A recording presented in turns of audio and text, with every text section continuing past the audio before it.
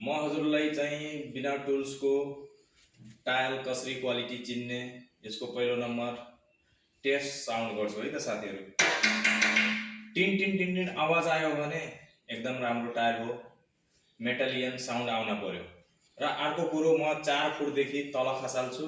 Tile फुट्यो भने त्यो डिफेक्टिभ टायल हो, नराम्रो टायल हो। टायल फुटेन भने त्यो राम्रो टायल हो। हामी त्यसरी नै यसलाई हेर्न सक्छौँ।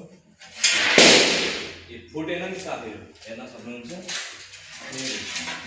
म तपाईँलाई देखाउन चाहन्छु, यहाँ हेर्न सक्नुहुन्छ। कहीँ पनि केही पनि हुँदैन, तल पनि केही भएन, त्यहाँ पनि हेर्न सक्नुहुन्छ, यहाँ पनि केही भएन।